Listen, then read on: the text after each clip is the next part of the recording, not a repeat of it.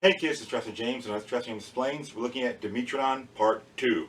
So why am I doing this? Because the new Dimetrodon figure, and more importantly, in the Jurassic World Dominion series, they showed Dimetrodon in the movie, finally, after all these years at screen time. If you want to see more on the story of Dimetrodon, my very first video that's still up was on Dimetrodon, so there's the whole, I have like 15 figures, the whole story there. Right now I'm focusing solely on the ones of Jurassic World. Now, same rules apply. Here are the ones from the original series, but they're like, yes, Queen, look. The Jurassic World, the last movie, Fallen Kingdom, came out with this figure. I think it came out after I did my talk, so, or maybe right when it came out. I can't remember exactly. But the main thing is, they have this new guy, which is a bit of an improvement in my opinion. So, as rules dictate, we have the official scissors of Jurassic James, and you are free. Now, one thing to point out here is that the synapse action is you push this and there are wounds that heal on the inside. So you get attacked and it heals, and it gets attacked and it heals. The tail hasn't rotated at all. The limbs are pretty stout. Now, one thing I want to point out looking at the animal, the first thing that sticks out to me compared to the original is one, the toes, that there are 5 toes. I've seen their footprints. I've held their footprints. I know that they have 5 toes. And that's, again, I know it's a harping thing, but imagine you get a Barbie with 3 fingers and 3 toes. That's like what? They should have 5, right? So the idea here is that that's something that's really important. Now, what I do like about the animal is that it's the way its legs are kind of out. They're kind of under the body too much. They should be more out to the side. They do get up to walk, but they will lay down. So overall, like the sail you're seeing here matches more with what you're seeing in this model. I like this one's skin texture, not for scientific accuracy, but because it's just really cool looking. It's really neat texture. But overall, I want to point out that this is like an improvement. This one, if I remember correctly, you turn this tail and it would bite like that. This one, even the skull looks more like a Dimetrodon skull. Again, if you want to see a Dimetrodon skeleton, a real one, you have 2 options that I'm aware of. The 2 options I'm secure about is one, if you're in the Houston area, go to Houston Museum of Natural Science. They have a Dimetrodon skeleton right there in the Permian, and a model and a picture. Or you can go to Seymour, Texas, at the Whiteside Museum, where they have Dimetrodon models. Fossils. They should dig them up there in the museum. Their focus in that museum is digging up Dimetrodons and their relatives and putting them on display. So the idea is that you can see them up close and personal there. But like I said, with this one here, at this point, I'm considering doing the spoiler-free and a spoiler version of the movie. But if you haven't seen it, spoiler alert, they showed Dimetrodon in Jurassic World Dominion. They are in a cave system. And I know that, and again, given my career, my experience, my fear is that people will see something in a movie and go, oh, that's what's real. They say, James, why would you think that? Because when I go to the museum, I talk to people, they go, but the movie said this. I'm like, well, the people who dig it up say this. And people go, but the movie said this. And then I say, but the people who dug it up and with the paper say this. And it's so fun back and forth, really. No, it's not. But the point is, just know that the Dimetrodon being in those tunnels was only a movie magic thing. It was just a context for them in the movie.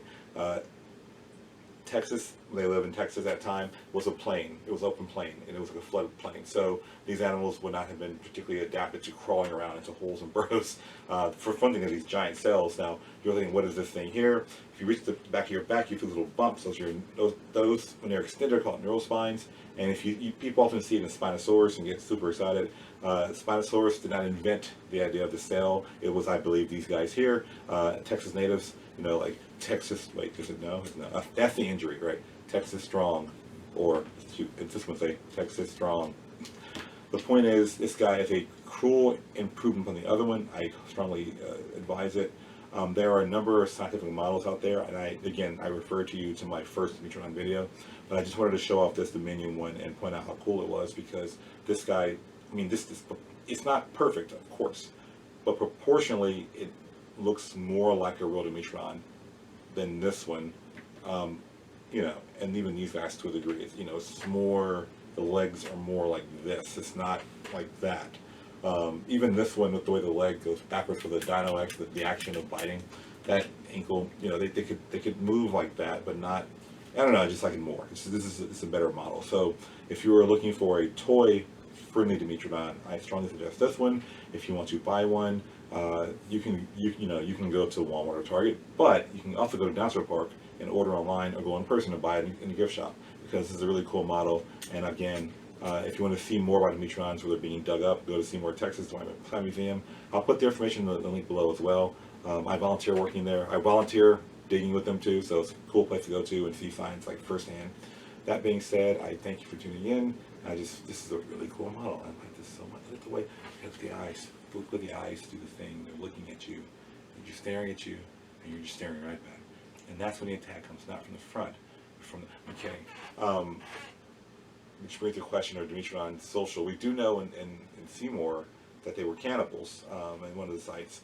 So we find bite marks. I remember the director of the museum, Chris Fliss, and Holly, the assistant director, they took me in the back of the collections area, and they showed us all the bones in the shelves, and they were just Dimetrodon bones with bite marks from other Dimetrodons on them.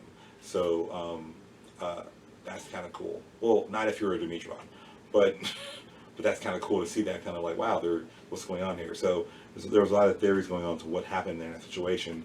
But again, I just wanted to point out that these are really well-known animals, and they're the most well-known and misunderstood of these creatures, because people know this design, but they don't know what it is usually. On most of my tours, I'll mention it, and people go like, "Oh, a dinosaur, right?" It's like, no, this is not a dinosaur. It predates them. Like, the last Dimetrodon died like some 50 or 40 million years before the first dinosaur was born. That kind of mentality of this deep time, that this is one of the first major terrestrial land predators, kind of thing. And they were ruling the world, ruling their world, and then they died out, and they were replaced by other things, the Therapsids, the Gorgons, those guys. And then when that was wiped out in permanent extinction, they were replaced by other things, these other archosaur things. And even then, dinosaurs showed up. They weren't in charge until the Jurassic extinction. The dinosaurs finally kind of took off. So you've seen a succession over time of ruling groups, and Dimetrodon is like the first of that dynasty, kind of thing. Not that it's the dinosaurs descended from it; they did not. But the fact that it's the first of this like large terrestrial animal that's taking over the environment or being dominant in the environment, that's why it's so important, and yet so misunderstood. And I see some of the animations where they'll have a Dimetrodon in it. It's like, no, that's a different time. It's not a dinosaur, but it's living before them, and that's why it's so cool. And for me personally, it's here in my home state of Texas. So again, if you're looking for a Dimetrodon toy model, I say this one. If you want to see some more scientifically accurate models, go back to my first video, which I'll put a link in the description. You can see more detail on the story of Dimetrodon and its discovery. That being said, I appreciate this guy. Look at it, how cool it looks. It's just so cool. We don't know the skin texture, but I like the skin texture. I'm not saying it's scientifically accurate. I'm just saying it's really cool. Okay, I'm going to end now. Like, subscribe, comment, all those things that YouTube tells me to do. The boxes are about me at this point. That being said, I'll see you guys later.